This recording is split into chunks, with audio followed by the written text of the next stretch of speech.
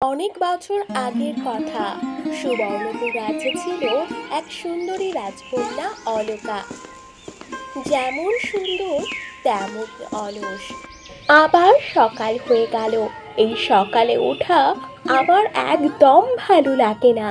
সূর্যও যেন আমাকে দেখতে তাড়াহুড়ো করে উঠে আসে। কিছুক্ষণ পরেই দাসী লাবণ্য রাজকন্যার ঘরে এসে বলে, গোটা সূর্য মাথার উপরে উঠে গেল, আর আপনি এখনো ঘুমাচ্ছেন।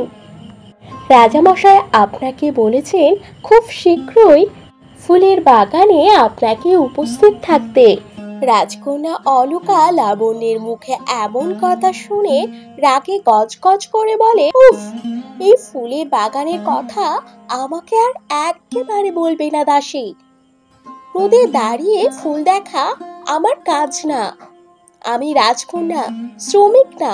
তুমি যাও, আমাকে এখন ঘুমোতে দাও। আর লাবণ্য, আমি তোমাকে স্পষ্ট করে বলে দিচ্ছি, রোজ রোজ তুমি আমাকে জ্বালাতে আসবে না। খুনা, যদি রাজামশাই জানতে পারেন তাহলে? চাই না, আমি কিচ্ছু শুনতে চাই না। তুমি এক্ষুনি বাইরে যাবে। দীর্ঘশ্বাস ফেলে রাজকন্যার কক্ষ থেকে ধীরে ধীরে বেরিয়ে যায়। রাজকন্যার এমন অলসতা নিয়ে রাজা এবং রানী দুজনে চিন্তিত ছিলেন। একা বসেছিলেন। পাশে লাবণ্য এসে দাঁড়ায়। লাবণ্য, অলকা বুঝি আবারও ঘুমোচ্ছে? রানীমা, রাজকন্যা বললেন আজও বিশ্রাম নেবেন। আমি রাজকন্যাকে অনেক ডাকাডাকি করেছি, এমনকি রাজামশাইয়ের কথাও বলেছি, কিন্তু রাজকন্যা আমার কোনো কথাই শুনল না। রাজকন্যা বলে তো আর সবসময় শুয়ে থাকা চলে না। রাজা প্রতিদিনই ওর এই অলসতায় বিরক্ত হন, কিন্তু মেয়ে বলে কিছুই বলতে পারেন না। উফ, এই মেয়েকে নিয়ে আমি আর কিছুতেই পেরে উঠছি না। কবে যে এর অলসতা দূর হবে আমি কিছুই বুঝতে পারছি না। রানীমা, আমি কি একটা কথা বলতে পারি? হ্যাঁ, বলো লাবণ্য, কি কথা বলতে চাও তুমি?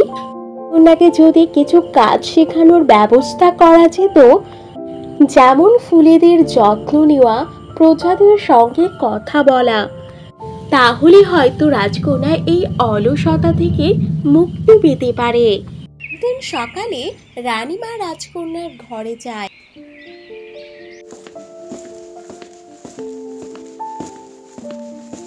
মা, তুমি এত সকালে?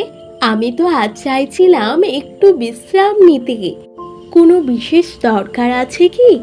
অলকা, আজ থেকে তোমাকে লাবণ্যের সঙ্গে ফুলেদের যত্ন নিতে হবে। তবে তুমি ভয় পেও না, লাবণ্য তোমার সঙ্গে থাকবে। যা যা প্রয়োজন হবে লাবণ্য তোমাকে দেখিয়ে দেবে। কি? আমি লাবণ্যর সঙ্গে কাজ করব? ও তো দাসী। আর আমি রাজকন্যা, রাজকন্যা হয়ে আমি দাসীদের মতো কাজ করব? না মা, না, আমি এটা কিছুতেই করতে পারবো না। রাজকন্যা বলেই তো কাজ শেখা জরুরি। রাজ্য চালাতে হলে পরিশ্রম জানতে হয়। আমি রাজ্য চালাবো না মা। রাজপুত্র এলে সে করবে সব। আমি তো রানী হব। রাজপুত্র তো পরিশ্রমী রানী চায়, অলস নয়। কাল থেকে বাগানে তুমি যাবে, লাবণ্যের সঙ্গে কাজ করবে। আমি আর কোনো কথা শুনতে চাই না। মা, তুমি আমার সঙ্গে এভাবে কথা বলছো? আমি রাজকন্যা। হ্যাঁ, কিন্তু রাজকন্যা মানে দায়িত্ব, গহনা পরা পুতুল না। মা সেখান থেকে চলে যায় এবং লাবণ্য অলকাকে বলে, আপনি চেষ্টা করলেই পারবেন। চুপ করো, আমার সামনে তুমি থেকো না। যাও, বেরিয়ে যাও। এই দাসীটা না থাকলেই ভালো হতো। মাও এখন ওর কথা শুনতে শুরু করেছে। আমাকে কাজ শিখাবে ওই লাবণ্য? আমি রাজকন্যা, পরিশ্রম আমায় মানায় না। সেটা কবে বুঝবে মা? এই লাবণ্যকে আমি কিছুতেই ছাড়বো না। দাসী হয়ে আমাকে কাজ শেখাবে? সূর্য উঠেছে, চারিদিকে ফুল, পাখির ডাক, প্রজাপতি চারিদিকে উড়ে বেড়াচ্ছে। মিতা ফুলে জল দিচ্ছে। অলকা অনিচ্ছা থাকা সত্ত্বেও পাশে বসে আছে। অলকা জল দিতে দিতে তার পোশাকে জল পড়ে যায়। সে চিৎকার করে ওঠে এবং বলে, আমার পোশাক ভিজে গেল, নষ্ট হয়ে গেল আমার এত দামি পোশাক।